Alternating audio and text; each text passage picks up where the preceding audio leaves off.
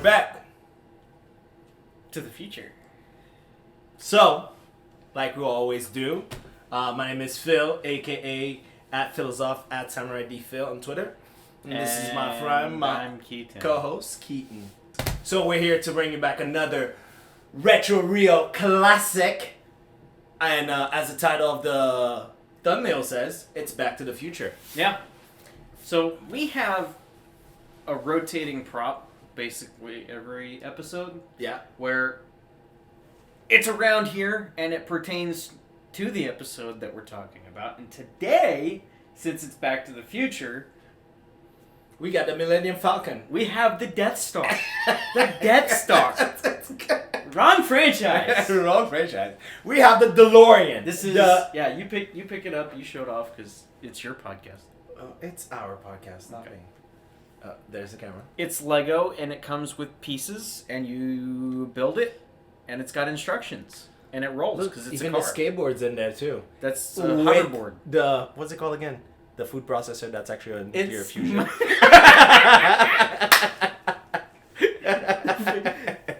This just in. News break. The DeLorean is powered by a food processor by KitchenAid. By KitchenAid. That'd be awesome. This is the Lego Icons DeLorean. It retails for some amount of dollars. It's on shelves. If you want it, go get it. We're not sponsored. We don't have to say this. Why are we saying this? Let's actually get into this, because Back to the Future is... I know you don't agree. Okay. It's the most rewatchable. No, movie I agree trilogy. with that. Okay. Yes. It's the best trilogy, actually. No. He doesn't like that because No. he thinks The Matrix is the best trilogy. No, I don't. I think The Matrix first is the best movie, one of the best movies of all time. But Lord of the Rings is the best trilogy. Interesting. I haven't seen Lord of the Rings in a long time, so I wouldn't know that. Okay, well, you said in a long time. You didn't It's finish it. been many years. You didn't finish it. All right, so like we like to do, we like to talk about the positives of what we think work. And also, we're going to bring some critique too, because, you know, not everything is always just peaches. So, yeah.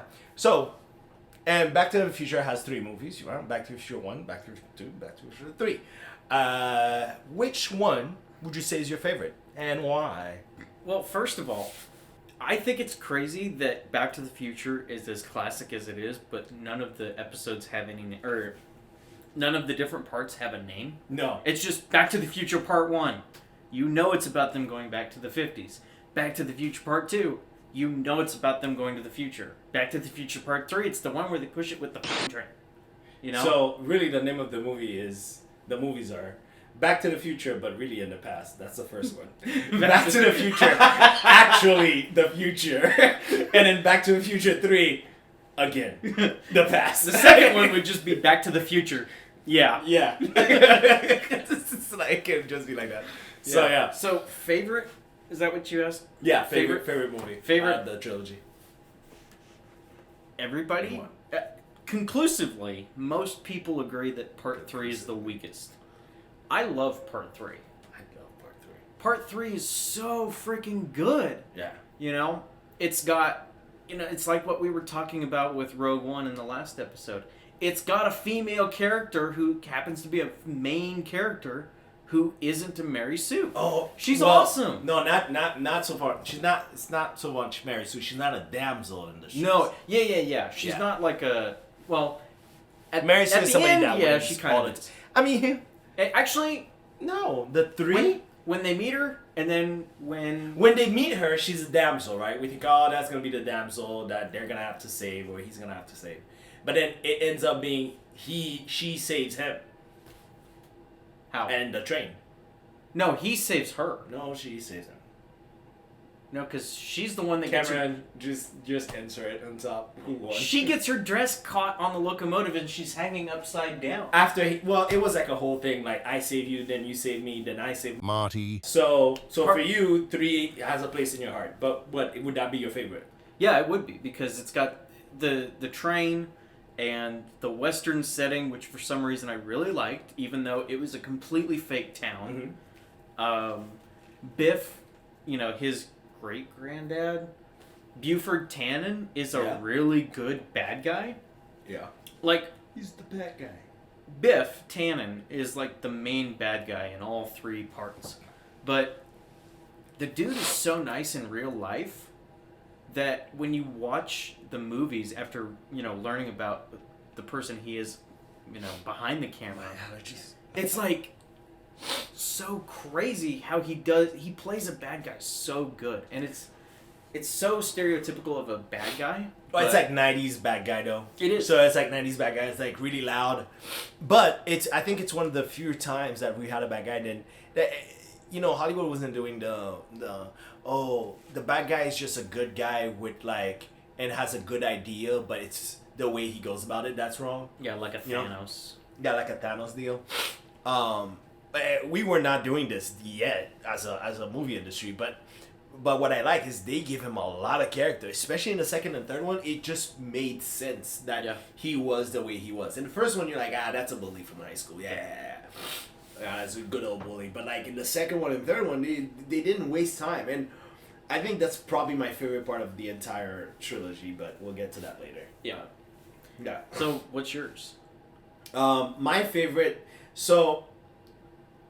The first time when we talked about it after I watched the movies, I told you, I think 1 was my favorite. But you know what the funny part is? It's been a week, and every time I think about Back to the Future, almost every scene I think about, except for the hoverboard, is in the third movie. Yeah, and that might be train, because it's fresh in your mind. But yeah, probably. But I watched them in a span of 24 hours, all 3 of them. It's It's memorable. It's so memorable. The duel between him and Biff. Yeah. The train action. I mean, really, like even the dock. Like you'd have to watch 1 and 2 to really appreciate where he's at. Yeah. Well, and you have to understand the story, obviously. Yeah, because they're so connected. But because in the first one he didn't want to intervene on anything. No. Like he didn't want to try to change anything. It's like no. But like in the third one, like it's like you saw the growth of the character. Like even wanting to stay in the past with the girl. It's like you would have never done that in the first movie. But you get it though. You get it with Well, his because one of his last lines actually is, like you said, he went from in the first movie being this guy that was like, I don't want to know too much about my own future. I could change the space-time continuum. To the third movie. His last line is your future. Well, not his last. Your future is whatever you make it, so make it a good one. Man, and that is such a good line when you watch it. Yep. And it is. The third movie just has so many good practical effects. The train scene as a whole, it was filmed halfway using a real locomotive and halfway using a miniature that was about Can we bring back miniatures? I wish we could. Because that was the magic. That was the magic. Like Godzilla, King Kong. Like, remember what was it, Nicole Kidman that did that first King Kong movie? I don't know. Jack Black was in it. I mean, it wasn't like the best King Kong movie, but that it was pretty. Kong Skull Island with Jack Black. Yeah, was it? She was probably in a King Kong, but I'm not too sure. But anyways, what I'm trying to explain is like the scope when they had to like make him climb the towers. They had to build like a whole miniature for this, and I'm like, dude, like the magic of movie making was there. It's like you didn't need to create some big fake CG thing. Yeah. You had people. You want to bring work back, Hollywood? Hire people to build stuff. I mean, the shit. But yeah, it's like, dude, if you have constructed this instead of Lego pieces with like real pieces, this could have been a real DeLorean in the movie we would have never known. Yeah. And it probably was. It probably had like a piece of it like that. I remember same thing with like Dark Knight. I was watching behind the scene Dark Knight. Everything was miniature, even the car. Yeah. And actually, did you know that, and completely separate to what we're talking about here, but the Dark Knight Batmobile was made in England, and all of the flaps and the anchors and everything that you see actually operated from within the vehicle. Yeah. And, I learned about it from a Top Gear episode, but that's part of the magic of movie making is, like the OG Godzilla. They made a practical town, and they had a guy in a suit stomping around and punching, Yeah. throwing other animals into telephone wires and stuff Yeah. like that. I was in the forbidden land of X or / Twitter, and I was just kind of like going back and forth, and then somebody had said like something about like CG on a movie, and I remember saying, man, this is the death of art, because for me the way that I translated art, I went to art school, I did art history, but I remember my teacher asked me, he's like, what does the definition of art mean to you? And I was like, when you create something out of nothing, right? And that to me, that was like, when you have a bunch of Lego pieces that are actually nothing by themselves. Yeah. But then you put them together and you get this. It's like that's you created something. You create something. That's a form of art. Of course, it needs more expression and more emotions behind it, but like that's a form. So it's like for me, that's a magic. I as much as I love the first 10 years of Marvel, I absolutely hate what it did to the movie industry, because it factorized, if that's a word. It felt like everything came out of a factory. Yeah. And when you hear behind the scene automated. When you hear behind the scene of like the actors speaking, it's all green screen. They're sometimes not even speaking to each other. They're just saying a line against a prop. And then you're like, of course, nobody has any emotions anymore, because now you don't build sets. You don't build anything. Yeah. So to bring it back, is one of the reasons I love the thing that we're doing right now the most, is that I actually get to go back and watch good movies. The stuff that made the industry what it is today. Way less than it was. Okay? Like, these trilogy, what cost total to make? What? Probably not even $200 million for all three. I don't even think it was like $200 million for all three. Cameron, please help. Yeah. But yeah, I mean, now you get like a movie that's like not even that long is taking like $200 million to make. Yeah. So, yeah. And I'm that kind of person that, and I'll point out two films that do this very differently, right? I watched the Fallout nuclear bomb scene today. And then, immediately after, I went, well, this is kind of similar. I want to see how this compares to Terminator 2 Judgment Day. Mm-hmm.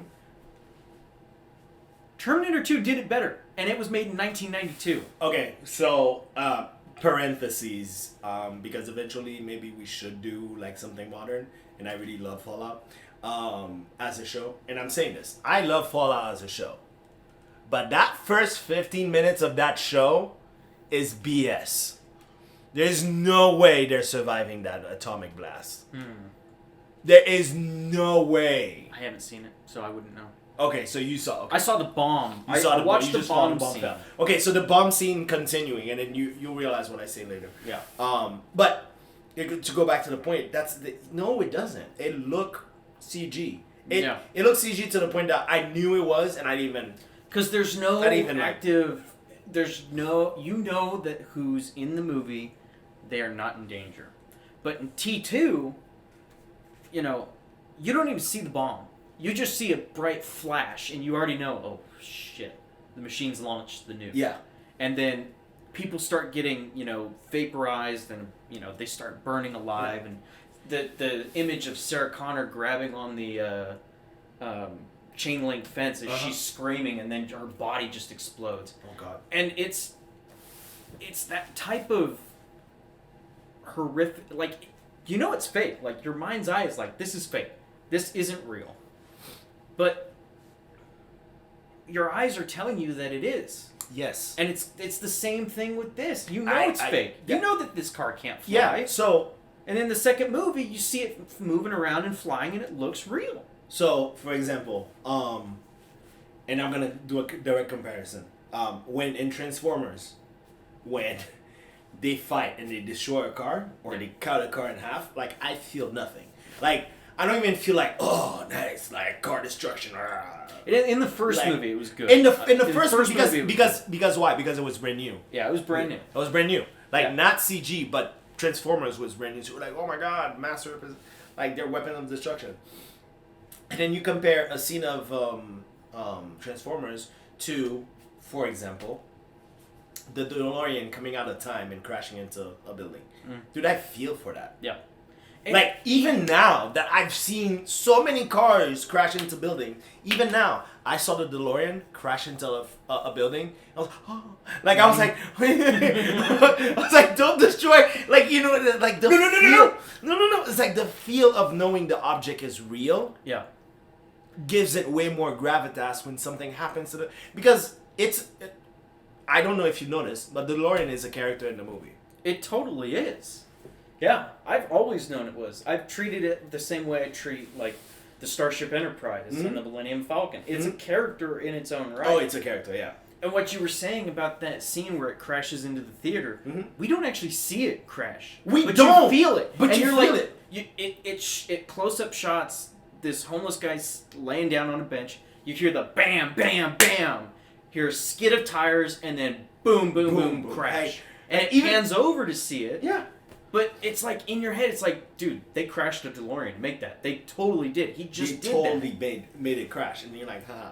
That's part of the magic. That's part of the we magic. We don't have that anymore. So, you know, this is a long-winded way, not even connecting it, but I'm stuck between first and third. I'm stuck. That's fair. I'm stuck because I think if on rewatching, one is the better movie. Yes, I would agree. But the third one is the most entertaining for me. Yeah.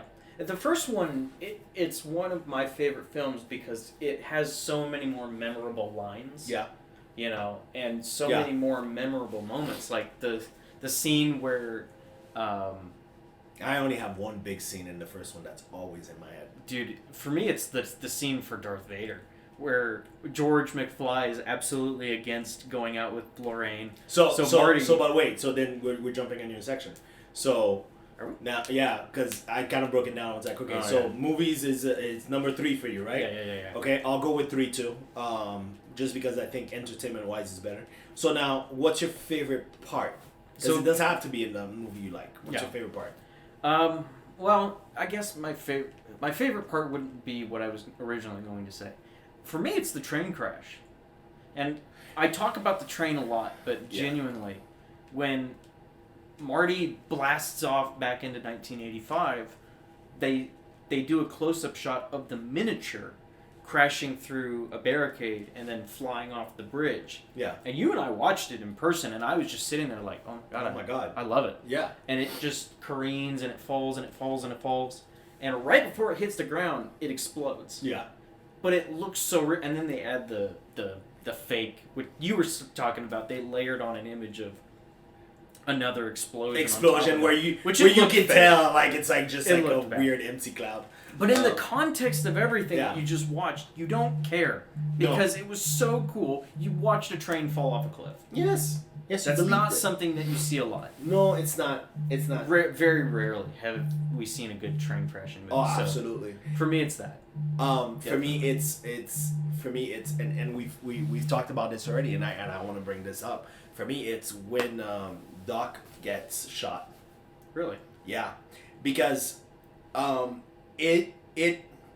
So I started watching the movie, and I wanted to pay attention to the movie as much as possible, because I know we were gonna do this, right? But why I like this part so much, that part made everything like, oh, it's serious. It's serious. Like this is not. Let's go try out my time machine that I made inside my cave. Yeah, and then you get into trouble from a box of scraps. Yeah. Tony, Marty McFly, Doc. I'm going through every different thing, bro. I am not. Tony Stark build a suit with a box of scraps. And you didn't even get the line right. But I didn't even get the line right. But you get it. Tony Stark was able to build this in a cave with a box of scraps. So that part to me made everything so much more. It's like this is how I was watching the movie. I was like, now there's a drive for the plot. Like there's a drive for the plot. So it's like, oh wait, no, you left? Yeah. It's like you left? What's going on? And now Marty has a reason to actually not only go back to the future, do something. Yeah, do something. Has agency. He knows he's going to lose Doc when he goes back. Yes. Doc's not going to be there for him. And he's trying, and that puts on the conversation, which I don't know how much I miss this about movies, and again, I'm pushing Fallout for a reason, because what I consider a great show or movie is when we can talk for hours about one part or another of that movie, like because everything is so solid around it that it allows you now to like speculate because you have a base, you have a good base, right? And so the speculation of for me is he dead there at that time or not? When Doc gets shot by the Libyans. Yes. Is he dead there? Yes. Well, because you can think about it in a couple of different ways. The way Back to the Future does it is a loop. It's a loop, yeah, and that's what makes them so rewatchable, in my opinion. But it's a loop because Doc gets shot. Marty goes back to 1955, gets the parts to fix the DeLorean. No, he doesn't get the parts to fix the DeLorean. Lightning strikes. Goes back to 1985, just a few minutes before he gets shot, to find out that Doc read the letter Marty wrote before he left and put on a vest. But does it not insinuate that he had always read that letter, even on the first day they met? Technically, it does. Which is so... It screws with your head. It does. It does that. It does Endgame, but Endgame did it badly, of course. But it does Endgame's kind of like mind in a way where I think it was like who was trying to explain? They all try to explain this in Endgame. But it was like your past becomes your present becomes your future becomes your past. And I'm like, Yeah, and they totally negated Back to the Future's time travel thing to make their own thing work, which, is a thing in and of itself. Which I think is their thing is so much more simpler, but they didn't explain it as such. No, it was just like boom. Tony Stark invented time travel. All they needed to do is like there's a point in time you can go back, and if you remove anything from that point in time, every future is impossible to change. But if you're able to go back at that same point in time and put it back, we're all good. Which, from that perspective, that makes sense because there's a thing called butterfly effect, which I'm sure you know what it is. It basically says that if you go back in time and you step on a butterfly... Name. I forgot his name. That did the movie. Ashton Ketchum? Ashton Kutcher. Ashton Ketchum. You know Ashton Ketchum stars alongside Charlie Sheen in Family Guy? Ashton Ketchum. Love it. That's hilarious. But yeah, so... There's a good story that I read when I was a kid that talked about the butterfly effect that said... they invented time travel and they went back and they were told to stay on one path. Stay on this path, do not deviate. And one guy stepped off the path and he stepped on a butterfly. And so, when they go back to the future, which is not Back to the Future, it was a completely different story. The Nazis won World War II. So Hitler won World War II just because this one dude stepped on a butterfly. Yeah. And so the idea that... I mean, that's a stretch, but... Back to the Future is basic time travel. It's time travel in the 80s. It invented basic time travel. Yeah. Like, invented time travel is like, look, listen, we're not going to overcomplicate this. We're going to say, hey, it's a circle. Yeah. You do this now, you go back, repercussion. But if you move forward, this is the result of your repercussion. If you go back, then you can refix it again. There's no like branching timeline. There's no nothing. And of course, everybody gotta love. I won't say everybody gotta love, but how did you feel about the scene of him and his mom kissing? As a kid, I was weirded out by it. Even as an adult, I look back on it and it makes sense in the context of the film, but it was very like, this is your mom. Don't go too far with this. Yeah. And they didn't, thankfully. They didn't. I think it was just one kiss and and her she funny even line. said it. And she even said it too. She's like, it feels like I'm kissing my brother. Yeah. Which I absolutely love that line and that reaction from them because it took whatever EO moment I had going on. Like it's gone. Throw it out. It's gone. It's gone. Who's your favorite character? I don't think I have a favorite. Honestly, You don't think you have a favorite character? I mean, everybody's great. The DeLorean, I guess, would be. If I was to but choose, if you the were being DeLorean like was specific, counted, if we're counting like objects, Character like with the lines. DeLorean, Character with lines. I would say Doc. Yeah, I think Emmett Doc, too. Brown. Yeah, Emmett Brown's a really good character because he has a nice character arc where he goes from this dude that, was very, very wealthy. His family was very wealthy, and he squandered all of his money away. Thought he was going to live by himself and never be loved.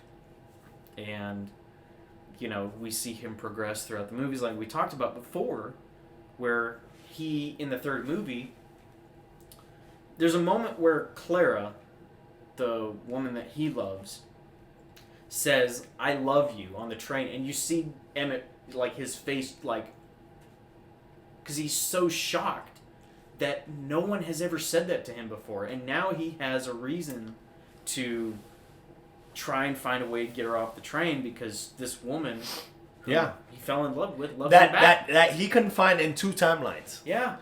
2 movies. It took him 3 movies. Like 2 timelines, he couldn't find her. Yeah. Doc Ock. Doc Ock. I said Doc Ock. Ashton Kutcher and Doc Ock. The main characters in Back to the Future. And Back to the Future. No. What is Doc yours? What is yours? What do you mean? Your favorite character? Doc? Is it Doc? Yeah, it's Doc. Oh, for real? I usually really like the mad scientist characters. That's understandable. Like, what do you mean? Well, it's like that's the character people relate to because they'll feel like they're not understood. Which is so crazy. You say this because you would think. I'm gonna mess up his name. Marty. He keeps saying Morty. Rick and Morty. This is. But Rick Back to and the Morty Future. was based on Back to the Future. We have a DeLorean in front It of us, was and you literally still based say. on Back to the Future, and I freaking love this show. Every time he says Morty, bleep it out and replace it with like an AI version of Marty. But like the most basic AI that you can Anyways, Marty. Marty. Marte. Marty McFly. Martini. Martini.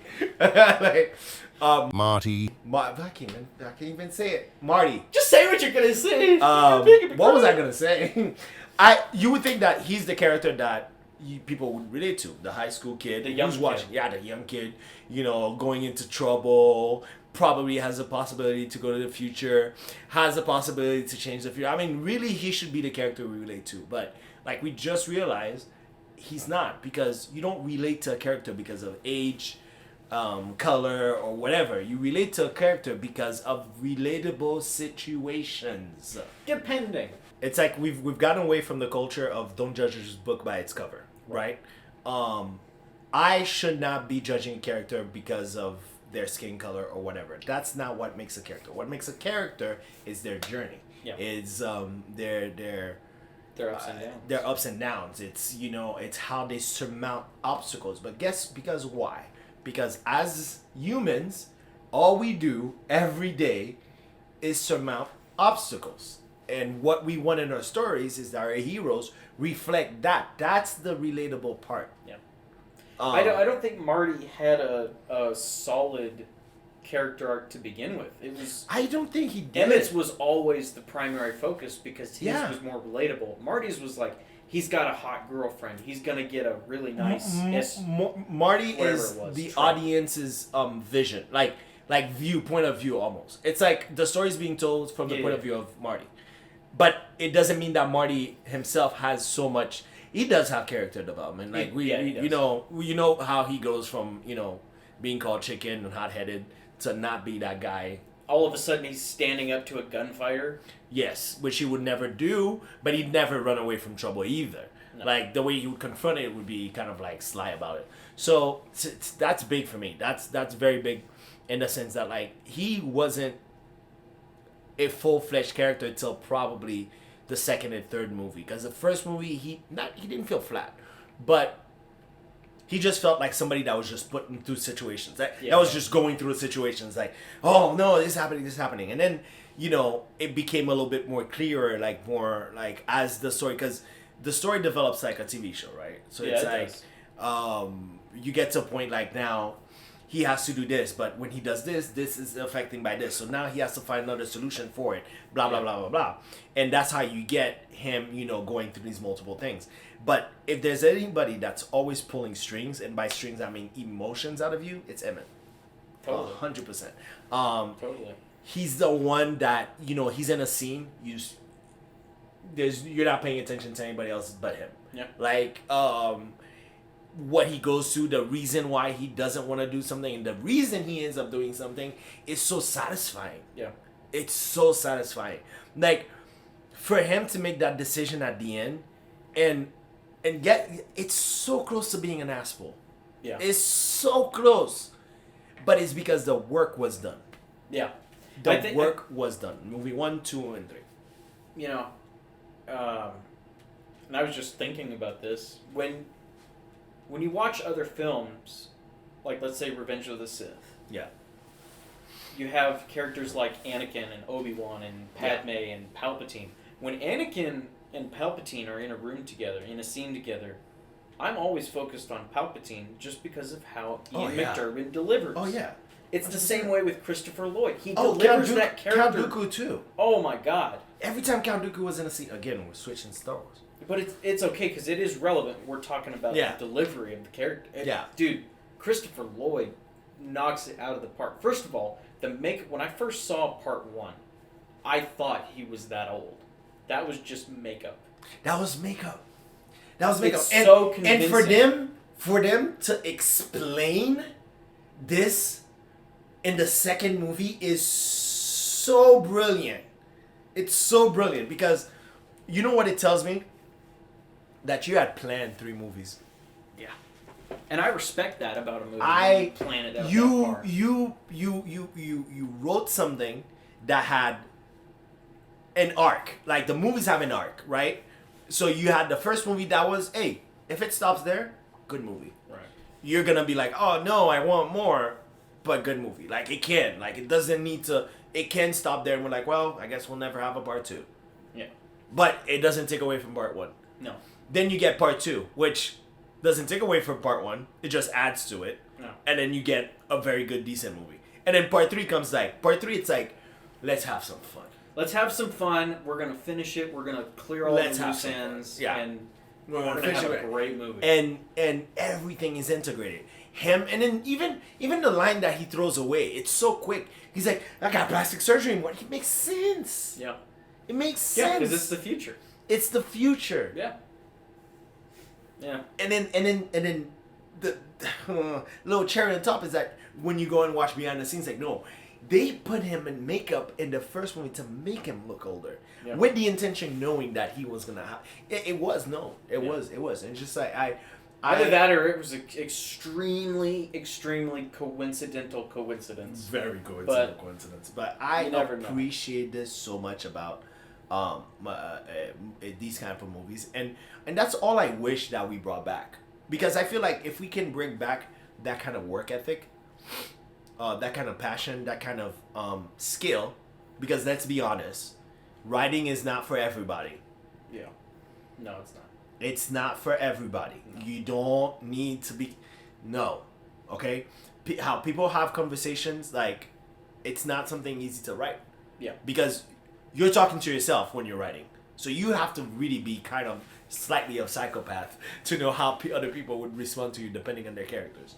I almost feel like part of where we went wrong with movies, and this is kind of related to Back to the Future. So if we're gonna go part where we're wrong, let's just jump to that section. Yeah, then. let's do that.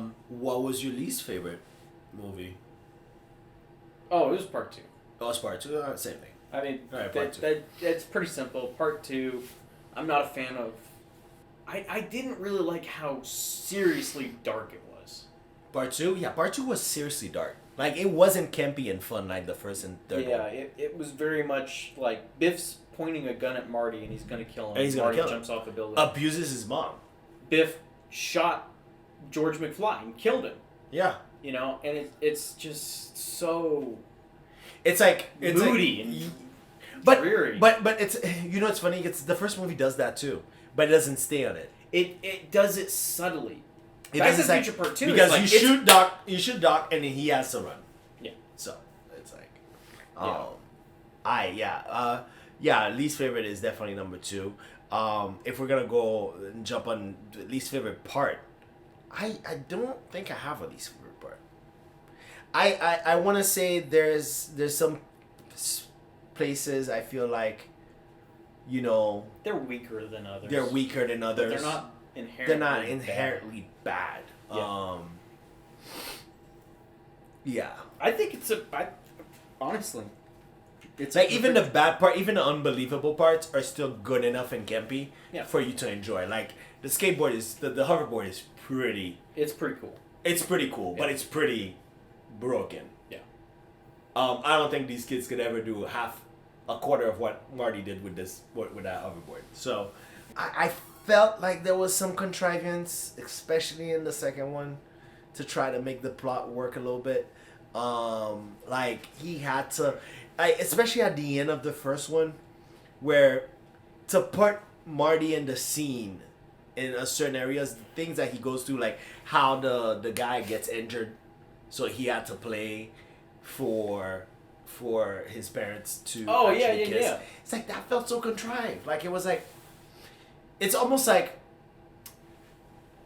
they're like, wait, Marty loves to play guitar. He has to have a scene. Like it's almost like they forgot. Yeah, but to be fair, maybe it was just a bad editing. I don't know, but I thought that scene actually worked because at the beginning of the movie he tries out for something, and it's hilarious because he's playing a Huey Lewis song, and the dude that's judging the contest is literally Huey Lewis.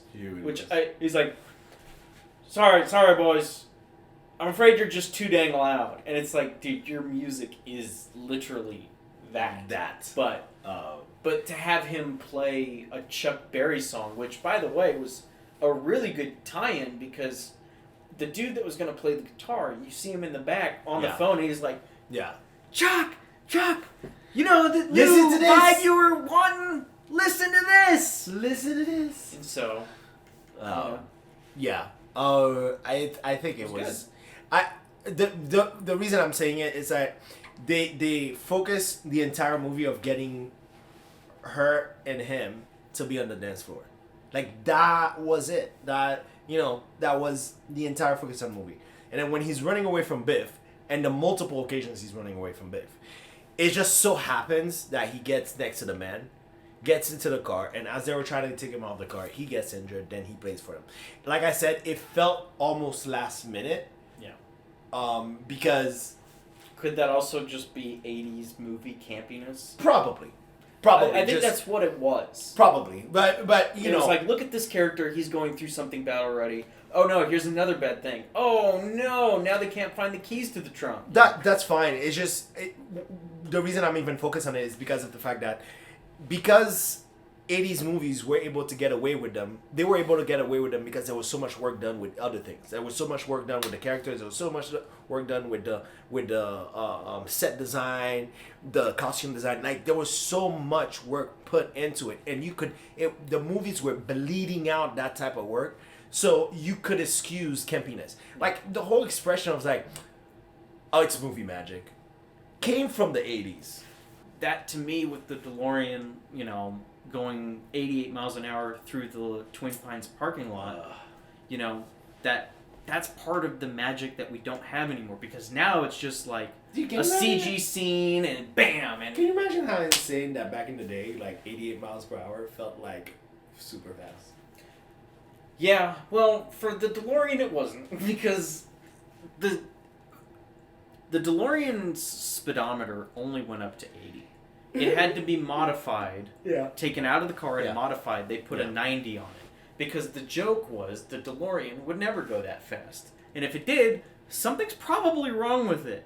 So it going 88 miles an hour was more of a joke than anything, but now it's like, anytime somebody says 88 miles an hour, you immediately think of Back to the Future. And it's crazy because it's a random number, but it's Dude, I love that. I love that about movies. It's like how, like in video games, 1450 is a very well-known like password code for whenever because Bioshock came up with it. It was like 1450 was like a thing, and then people like everything was like 1450 as a code. But yeah, I love that, dude. Like, I just like love about movies in general. There's just there was appreciation for the object at the center of the screen. Yes. And now you don't have it anymore. You don't.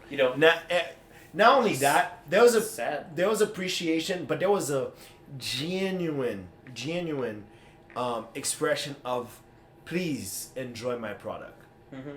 Like, it was appreciate the time that the artists and the prop makers spent on grab that little TIE fighter. Like, oh, bro, I was like, look, listen, if the DeLorean ever needs to go 80 miles per hour, that's the type of thing you do it with. Yeah.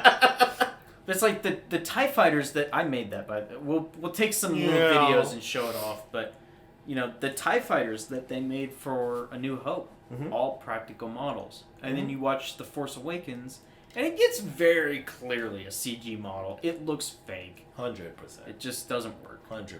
Yeah. Like, it just doesn't work. Like, we've lost this so much. But yeah, man, Back to the Future, what a freaking trilogy. One of the most entertaining trilogies by far. Absolutely. One of the easiest the easiest watch trilogy. The most easiest digestible. Digestible and watch. Because for most casual people, most normies, it's easier for us to watch 3 movies that are probably total 5 hours? Yeah. Something, around it's like a total 6. of 5 hours. So I could sit through a 5 hour, noon to 5. Yeah. Now I watch 3 movies. Absolutely. Yeah. If I had the right people, I could probably do it for like 6 or 7. If I had the right people that were committed, like, we're of course. But you could do that for any trilogy. What I'm saying is that this trilogy is so it's not, the story is not hard to grasp. From the minute the DeLorean goes, you understand what needs to happen, for where the movie's gonna need to end. Because you almost like, no, you have to come back and save Doc. Yeah. Like, that's it. Like, 20 minutes in, we know what the final mission of the story is. Yeah. Same thing for the second movie. The second movie, I think he parks and he says it as he's parking, like in the middle of the driveway when he comes in, and then that's when Biff sees the hover flying thing. Oh yeah. Like, he's like, "We gotta go. It's about your kids, Marty. Let's go." And he does it, and he's just brilliant.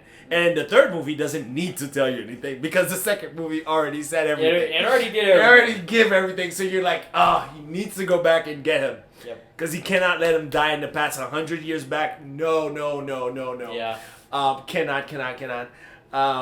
And yeah, it's just that to me. That's why I think it's one of the best, easiest watching trilogies out there. Yeah. By far. Yeah. There's not a lot of bad that you could say about it. It really is. I mean, there's a Western Union guy too. That's like, that is convenient. That nobody got rid. Awfully convenient that the Western Telegraph guy that got was like from 100 years ago. That thing. I think it was like to the minute. To the minute, like we've been holding on to this thing for 100 years. Blah blah blah blah blah. I tell you right now, if this movie came out now and it was beat for beat the exact same thing, and then that part came out, a lot of people would say, and I probably including me, product placement for Western Union. Or everybody would just be like, "That's just so plot writing. That's just convenient plot writing." But it is. Yeah. But it is. But when does it happen? Either all the way at the end or all the way at the beginning. After that, you never fucking hear about it again. But it's just like, it's different between then and now, because then it was just like, whatever. Yeah. We're already. I mean, who cares? Yep. Now it really is. People nitpick movies more because I think what they're doing is, we went from the good, the bad, and the ugly to Captain Marvel. So the quality of the filmmaking went down so much that people are obsessed with comparing them to the older films, which is fair. It's a good comparison to make. Well, this should be another section, but I just think that the problem with movies nowadays it's more focused on what the movie should do instead of just appreciating what the movie is. You know what I mean? It's like, if you're gonna come out and tell me a story, it's like, you want to come and tell me a story, and then you start telling the story. Well, it started in with my ancestors in Nazi Germany. Okay, and then automatically I go, oh, I can't listen to this story. It has no black people in it. Mm. Like, you know what I mean? Like, it's like, no, what? No. This is a story about something else. Has nothing to do with ethnicity or whatever or represent. It has nothing to do with that. It's a story. Which, this is going to be a hot take on my part, but if I was going to make a movie, I would specifically not talk about any race of character or actor or sexuality of character or actor, because one of the things that ruined the Buzz Lightyear movie experience for me was all of these articles came out before the movie was released talking about the lesbian characters in the film. I don't have a problem with that at all. But that's not what the movie's about. But it was the news articles that were just talking, like Screen Rant was talking the movie's about about it. a space cowboy. Why are we you talking stirring about this why are we up? focused on who's not in the movie to represent a certain party? Like, it's about space cowboys. Guess what, people? Nobody here is a space cowboy.